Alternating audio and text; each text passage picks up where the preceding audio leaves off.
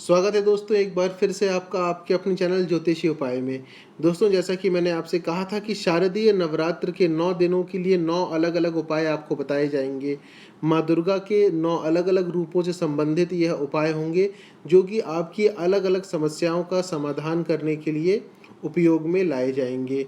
उसी कड़ी में 9 दिन 9 उपाय की कड़ी में ये पहला जो उपाय है माँ दुर्गा के पहले स्वरूप प्रथम दिन जो उपाय आपको करना है उससे संबंधित यह वीडियो आज बनाया जा रहा है। प्रथम दिन जो होता है माँ शैलपुत्री का होता है। आज का जो उपाय है वो माँ शैलपुत्री से ही संबंधित है। उपाय के रूप में आपको क्या करना है उसकी जानकारी आपको वीडियो में आगे दी जाएगी, लेकिन उससे पहले मैं चाहूँगा कि आप इस चैनल को सब्सक्राइब अवश्य कर लें, जिससे कि इस चैनल में बताए जाने वाले किसी भी उपाय से आप वंचित ना रहें और सबसे पहले हर एक उपाय की जानकारी आप तक पहुँचे। उसके लिए आपको बेल आइकन ज़रूर दबाना होगा, जिससे कि सबसे पहले सारी जानकारी आप तक पहुँच जाएगी। 9 दिन 9 उपाय की कड़ी में आज का जो उपाय है उसे प्रारंभ करते हैं। सब्सक्राइब कर लिया हो तो धन्यवाद दोस्तों किसी भी कार्य को, चाहे वो पूजा पाठ हो या हमारे दैनिक जीवन में हमारे द्वारा किए जाने वाले कोई भी कर्म, अगर हम सही नियमों का पालन करते हुए करें, सही तरीके से करें, तो हमको उसका जो परिणाम रहता है वो निश्चित ही सकारात्मक रूप में प्राप्त होता है। और अगर हम किसी भी कार्य को बिना नियम के या फिर गलत तरीके से करें तो हमें उसी रूप से उसका परिणाम भी भोगना पड़ता है। उसी प्रकार से चाहे आप अपने जीवन में कोई पूजा पाठ कर रहे हो, आराधना कर रहे हो, उपाय कर रहे हो, कुछ भी कर रहे हो, अगर आप एक निश्चित नियम से उस चीज़ को करेंगे तो उसका परिणाम आपको सकारात्मक रूप में ही मिलेगा।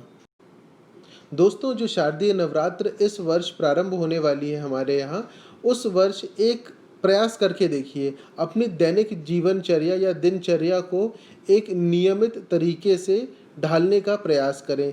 एक निश्चित समय उठने का बनाएं, निश्चित समय बनाएं सोने का कि इतने बजे आपको उठना है, इतने बजे आपको सोना है। भगवान की पूजा पाठ करने का भी एक निश्चित समय रखें।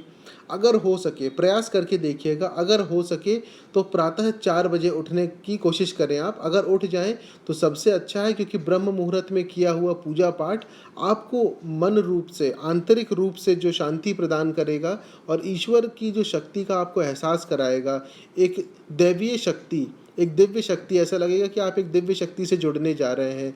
वो जो अनुभव रहता है वो बहुत ही अलग किस्म का अनुभव रहता है। अगर सुबह 4 बजे उठने में किसी को कोई परेशानी या तकलीफ़ हो तो इतना तो प्रयास कर ही सकते हैं कि सूर्योदय से पहले अपना बिस्तर आप छोड़ दें।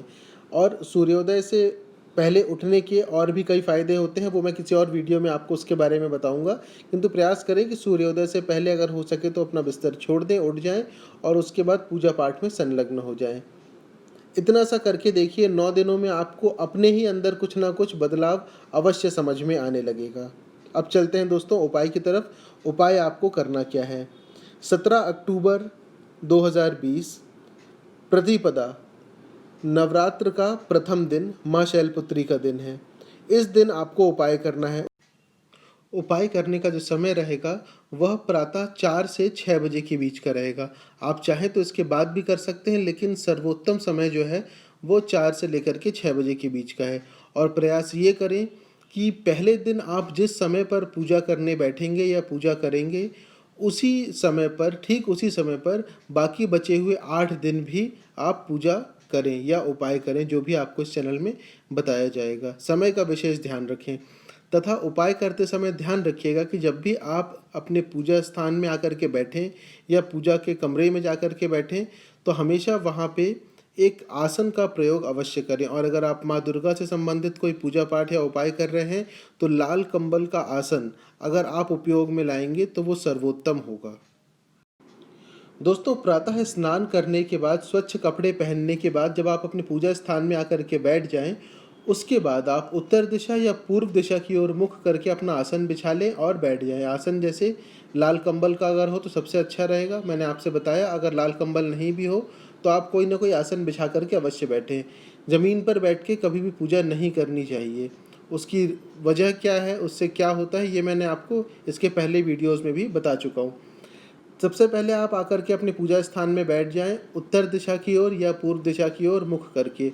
उसके बाद प्रथम पूज्य भगवान गणेश का आवाहन करें। हाथ जोड़ करके उनसे प्रार्थना करें तथा अपनी पूजा में सफलता के लिए उनसे प्रार्थना करें। निर्विघ्न आपकी पूजा संपन्न हो तथा मनोवांछित फल की आपको प्राप्ति हो, ऐसा मन में ध्यान करते हुए भगवान गणेश का आवाहन करें। उसके बाद माँ दुर्गा का ध्यान करते हुए जो मंत्र आपके स्क्रीन में अभी दिखाया जा रहा है, इस मंत्र को एक बार बोलिए। इस मंत्र को बोलते समय आप माँ शैलपुत्री का ध्यान करें। इस मंत्र का अर्थ ही होता है कि मैं अपने मनोवांछित लाभ के लिए या फिर अपनी मनोवांछित इच्छा पूर्ति के लिए, जिनके मस्तक पर अर्धचंद्र है, जो वृष की सवारी करती हैं, जो शूलधारिणी माता हैं और जो यशस्विनी माँ हैं, ऐसी माँ शैलपुत्री की मैं वंदना करता हूँ। इस मंत्र का यह अर्थ होता है। इस भाव से आप माँ शैलपुत्री का ध्यान करें तथा उन्हें प्रणाम करें, उनका आवाहन करें और उसके बाद फिर आपके स्क्रीन पे एक मंत्र और दिखाया जा रहा है, उस मंत्र का 108 बार जाप करना है आपको।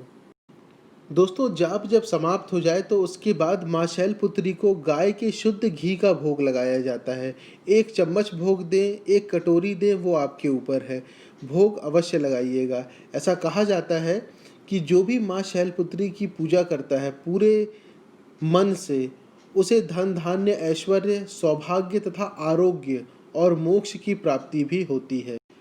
दोस्तों, जब आप माँ को भोग अर्पण कर दें उसके बाद सबसे पहला काम माँ से क्षमा मांगे, क्योंकि हम कितनी भी पूजा पाठ कर लें, कुछ भी कर लें, कहीं ना कहीं हमसे कुछ ना कुछ कमी रह जाती है, कोई ना कोई त्रुटि अवश्य हो जाती है। और वैसे भी देवी माँ तो हमारी जगत जननी है, माता है।